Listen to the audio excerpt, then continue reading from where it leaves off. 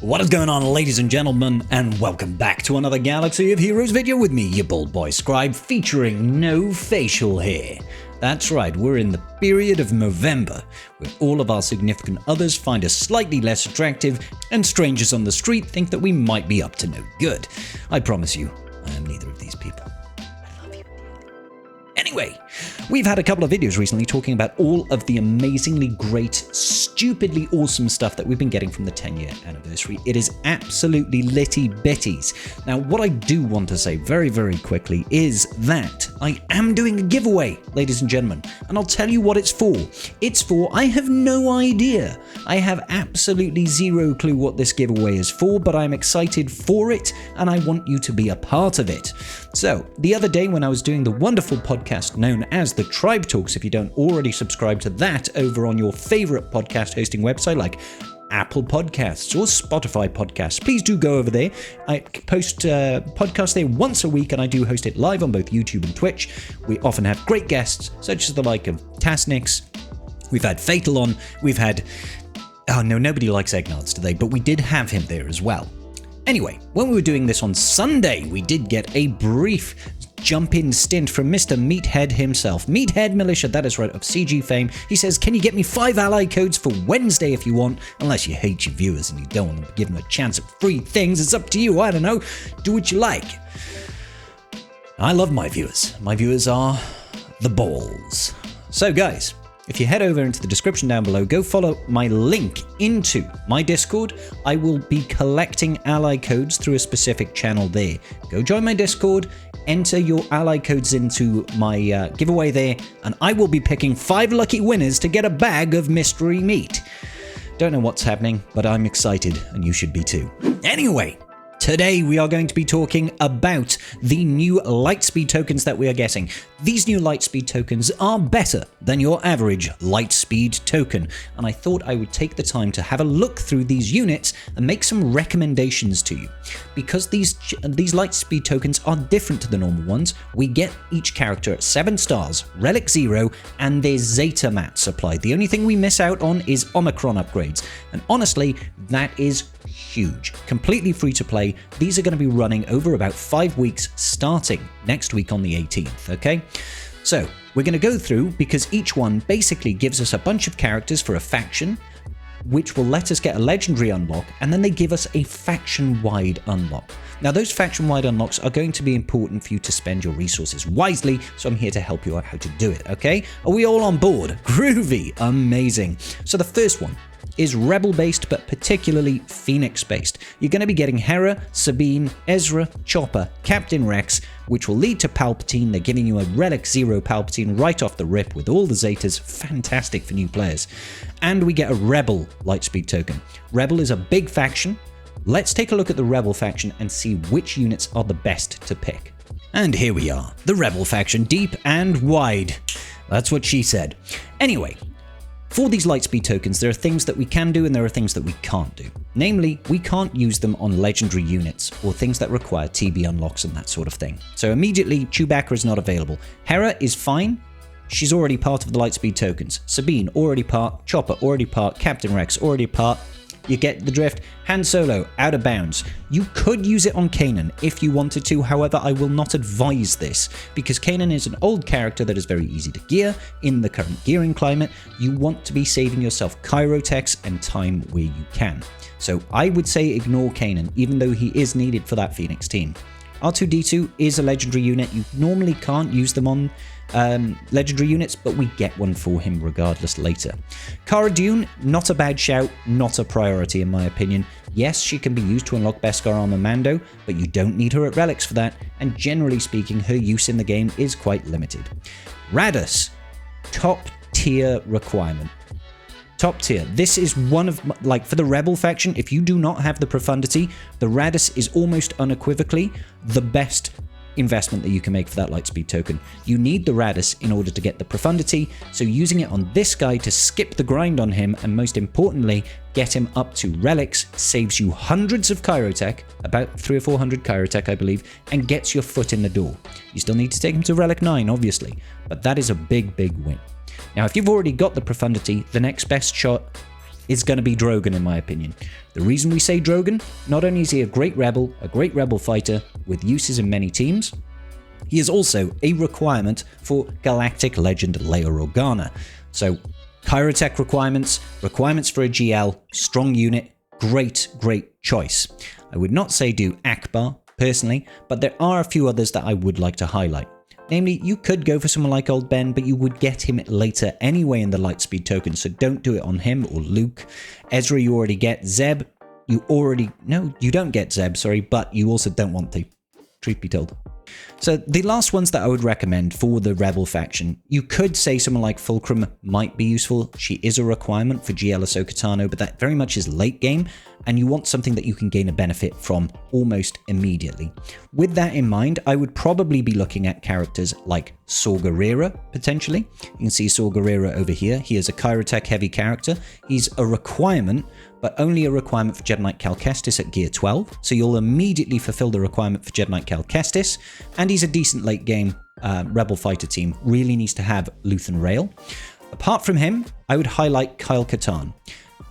Now, bear in mind, Kyle Katarn is also a Jedi, and we'll be able to use a faction Lightspeed token on Kyle Katarn later if we so choose, okay? And 3PO and Chewie is a decent shout as well, because goes in a CLS team that you'll be able to build up later on. So, primary, I would say Adrad. If not Adrad, Drogon. If not Drogon, think about Saw Gerrera if you're going for Jedi Knight Cal Kestis. Think about Kyle Katarn if you'd like to push for Starkiller. Now, note you can't use them on conquest units like Luthen Rail down here, so that's a bit of a shame. But hey-ho. 3PO and Chewie is another potential option, but I won't necessarily say that is a great option right now. The next quest chain, which is going to start in December, mid-December, a month later, we're going to get Snips. Jedi Knight Anakin, Mace Windu, Shaq T, Kelleran Beck, and a Jedi Lightspeed token, as well as one for Grandmaster Yoda. These are really good. You're getting pilots over here that have got some use, like Snips is required for Glatt. She's also in the JMK team. Jedi Knight Anakin has lost a little bit of use, but both of them are good pilots. Mace Windu has his own capital ship, is also a requirement. Shaq T can be used currently in the raid. This is a big win. Kelleran Beck can be used in the raid, is a requirement for Bo-Katan Mandalore. So lots of good requirements there. Jedi Lightspeed token. Let's look at the Jedi faction then. Okay, so the Jedi faction, you can see it by my arrangement here. The real no-brainer is Padawan Obi-Wan. If you do not already have this guy at Relics, he should be your number one option, in my opinion, for the Jedi faction. Mostly because he is part of the duo, alongside Master Qui-Gon Jinn, that do Duel of the Fates. That is a monthly assault battle that gives you amazing rewards. You can get droid brains, you can get good keypads, you can get signal data, you can get a bunch of credits, loads of really good stuff. Now you do need both of them and you do need to invest more relic levels in them, but this is such a win. It will save you farming them from Cantina, it will save you investing 300, 400 Kyrotech per character. He's also got a great Omicron for Conquest. You can see on my alt account here, I've already applied that. It is so worth it for early game accounts. If you have already got Padawan Obi-Wan, maybe use it on Master Qui-Gon Jinn as well. Padawan Obi-Wan takes precedence, in my opinion. He is more important to use this on because of his overall use in Conquest, okay? So those should be your first and foremost focus, in my opinion. Those are the best Jedi in the short term. Unfortunately, Depa Billaba and even Temple Guard would have been another option for us, but they are not legacy units yet. We shouldn't be able to use these guys just yet for these new Lightspeed tokens, unfortunately. Otherwise, I would recommend it because it would help you unlock Jedi Master Mace Windu, and it would also help you with additional teams in the raid. General Kenobi, I think as he's a raid character, will be excluded from this. Who else would be a really good option? I will say that Kyle Katarn, once again, he is featured as a Jedi. He can be used to unlock Starkiller and goes in with Rebel fighters as a decent lifter as well. You could also use it, not on Ezra Bridger Exile, unfortunately, or Jocasta Nu, because they are conquest units essentially, and you can't use them there, but Bastila Shan. She is still a solid Jedi that will be able to, technically she's a better lead than Grandmaster Yoda, in my opinion, and she gets pushed on, and you can use her to unlock Jedi Knight Revan down the road. Okay, so you'd give yourself a nice little bit of a head start to start investing in some additional legendary units. Those would be my options. Padawan Obi-Wan, Master Qui-Gon Jinn, Kyle Katarn, or Bastila Shan are really solid options for this Lightspeed token. Good stuff. The next Lightspeed chain is absolutely incredible.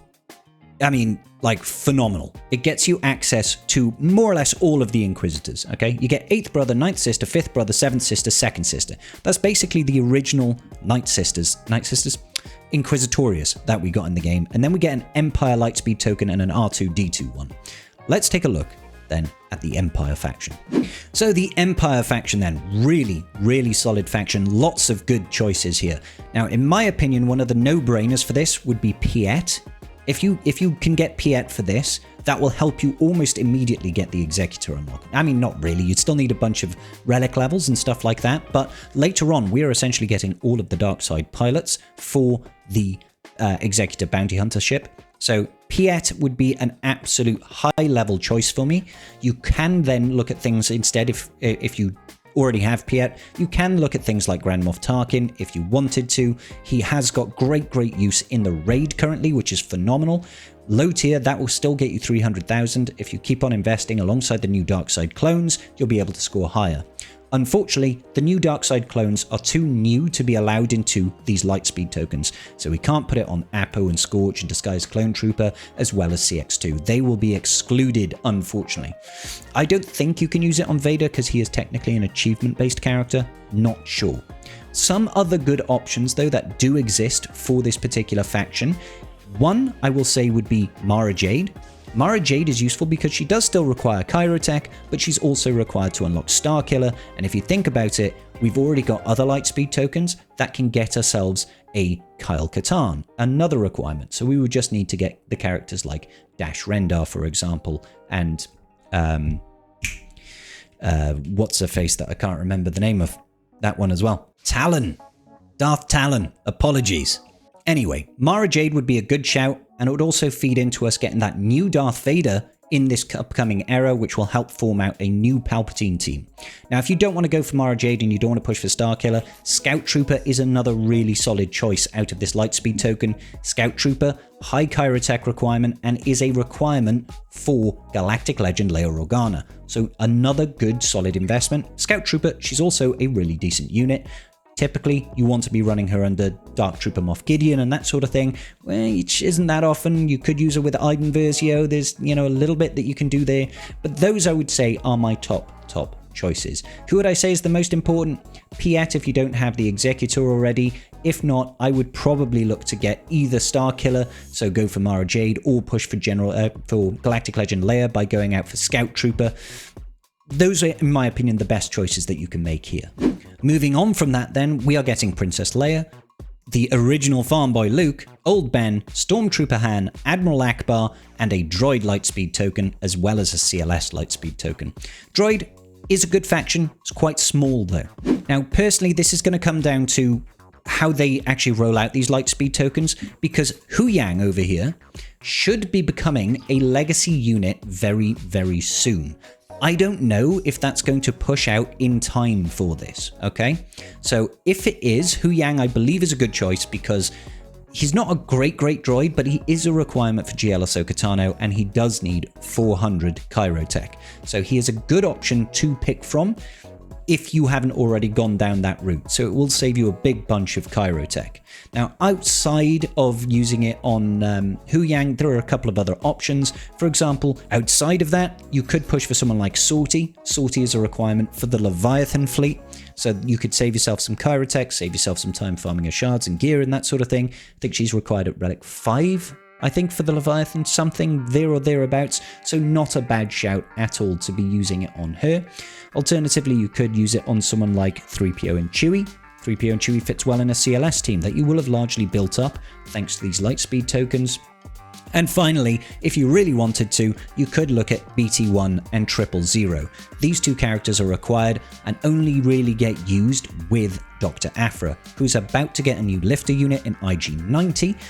So have a consideration there. They are both Kyrotech heavy units. Those would be my main choices. Not sure if you'll be able to use it on General Grievous, but he is a worthy mention because he does have the Malevolence Capital ship to go alongside with him. After that, starting in March, we're going to get Boba Fett, Bosk, IG-88, and Dengar, as well as Fennec and a Bounty Hunter Lightspeed token. This is why I was talking earlier about using that Empire Lightspeed token potentially on Piet to help yourself get the Executor, because these are all the pilots that you basically need, well, most of the pilots that you need, which will get you such a good head start towards unlocking the Executor.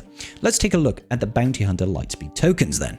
So these first ones here are all characters that you are going to be getting as part of these Lightspeed tokens anyway, so they are immediately off the table. You would look at it and think, oh, maybe OG Mando would be a good choice, but you actually get him later on for free. Forlom and Zuckuss are brand new, so they are immediately off the table. Greef Karga is he's a worthy enough recommendation. He does require a little bit of Kyrotech. He is a very good bounty hunter, but the bounty hunter faction in general is just not stellar anymore. It's not got that real good kick to it. So the choices that I would really recommend is probably Santi if you haven't already gotten yourself Jabba the Hutt. Jango Fett is also a requirement for JMK. So those are where I would first think about spending it, and then after that you might want to consider putting it into those characters like Greef. Not Mando obviously, because he's not really required per se.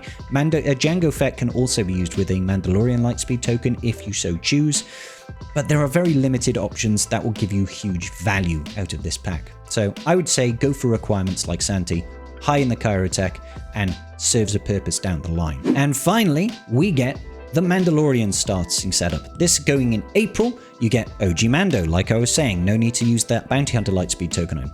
Cara Dune, you get her anyway, right? IG-11 and Queel. This is great because it gives you, oh, you get Greef over here, so definitely don't use it on Greef.